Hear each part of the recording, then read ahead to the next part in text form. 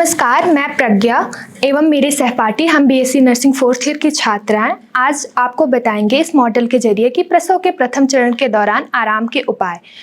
इसके साथ ही बताएंगे कि जन्म सहायक क्या होता है, जन्म सहायक कौन कौन बन सकता है, और दूसरे में बताएंगे प्रसव के प्रथम चरण के दौरान हम कौन कौन से भोजन एवं तरल पदार्थ का उपयोग कर सकते हैं। जैसे जैसे डिलीवरी का समय पास आने लगता है, गर्भवती महिला अपने डिलीवरी के तैयारियों में जुट जाती है, लेकिन एक प्रश्न हमेशा उसके दिमाग में रहता है कि कैसे मैं इस डिलीवरी में होने वाले दर्द को सहन करूँगी।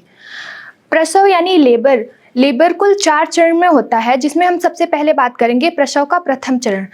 प्रसव का प्रथम चरण जो होता है, गर्भवती महिला के पहले बच्चे के लिए कुल 12 से 13 घंटे तथा दूसरे बच्चे के लिए 7 से 8 घंटे का होता है। सबसे पहले हम देखेंगे कि प्रसव के प्रथम चरण में हम कौन कौन से उपाय कर सकते हैं।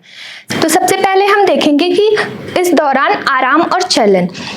गर्भवती महिला चलते फिरते रहने से डिलीवरी में आसानी होती है। ध्यान रखें, गर्भवती महिला चलते समय अपने साथ किसी और को भी सहारे के लिए रखें, ताकि नीचे की मांसपेशियों में तनाव महसूस होने के कारण वो उनका सहारा ले सके। अगर किसी गर्भवती महिला को नीचे के रास्ते से पानी निकलता महसूस हो रहा है तो वो बाएं तरफ करवट करके लेट सकती हैं, जिनमें आप 2 तकियों की मदद ले सकती हैं। पहला तकिया आपके सर के नीचे तथा दूसरा तकिया दोनों पैरों के बीच में होगा।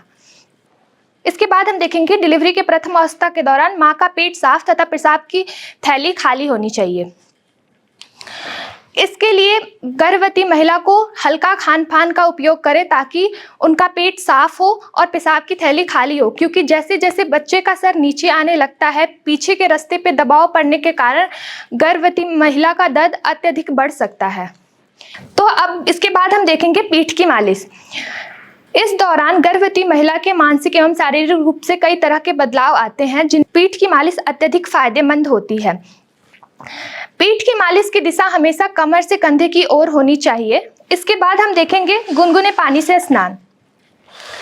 गुनगुने पानी से स्नान करने से मां के दुखती मांसपेशियों को राहत मिलती है, और इसमें गर्भवती महिला टब बाथ का प्रयोग कर सकती हैं। इसके बाद हम देखेंगे श्वसन प्राणायाम। श्वसन प्राणायाम मतलब कि गहरी सांस लेना। इस व्यायाम को करने के लिए गर्भवती महिला अपनी नाक से गहरी सांस ले और धीरे धीरे करके मुंह से छोड़े। ये श्वसन प्राणायाम करने से गर्भवती महिला में ऑक्सीजन की कमी नहीं होगी और डिलीवरी में मदद होगी। इसके बाद हम देखेंगे विश्राम के उपाय। विश्राम के उपाय यानी आराम के उपाय। इसको करने के लिए गर्भवती महिला सोने से पहले लाइट म्यूजिक या मंत्रा सुन सकती है। ये उनके माइंड का हिस्सा बनेंगी और बच्चे के ब्रीथिंग प्रोग्रामिंग में भी मदद करेगी। ये कुछ निम्न चीज़ों का ध्यान रखने से गर्भवती महिला को डिलीवरी में आसानी मिलती है एवं दर्द सहने में राहत मिलती है। धन्यवाद। इस मॉडल के माध्यम से हम ये बताएंगे जन्म सहायक क्या होता है, जन्म सहायक कौन कौन बन सकता है और जन्म सहायक की क्या क्या भूमिकाएं होती हैं। तो सबसे पहले हम ये जानेंगे कि जन्म सहायक क्या होता है। जन्म सहायक एक पुरुष या महिला होती है जो कि गर्भवती महिला द्वारा चुना जाता है, जो कि प्रसव के दौरान उसे निरंतर इमोशनल सपोर्ट प्रदान करता है। जन्म सहायक कौन कौन बन सकता है। प्रसव के दौरान महिला को इमोशनल सपोर्ट और निरंतर शारीरिक सहायता के लिए परिवार का कोई भी सदस्य, जैसे कि पति, माँ, सास, बहन अथवा परिवार के अन्य सदस्य भी जन सहायक बन सकते हैं।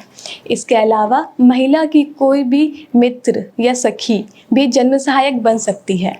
इन सब की अनुपस्थिति के अलावा कोई भी चिकित्सक, जैसे कि मिडवाइफ, नर्स भी जन्म सहायक की जगह ले सकते हैं। अब जन्म सहायक बनने के लिए क्या क्या आवश्यकताएं होती हैं।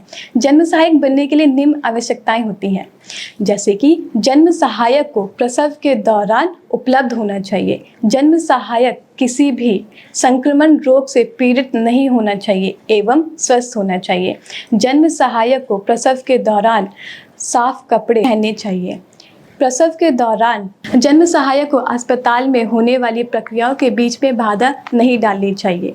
इसके अलावा अब हम ये जानेंगे कि जन्म सहायक की क्या क्या भूमिकाएं होती हैं। जन्म सहायक प्रसव के दौरान मां को इमोशनल सपोर्ट एवं आश्वासन देता है। दूसरा, जन्म सहायक मां को प्रसव की पूरी जानकारी देता है। इसके अलावा जन्म सहायक आराम के उपाय बताता है, जैसे कि मालिश, तरल पदार्थ का सेवन करना।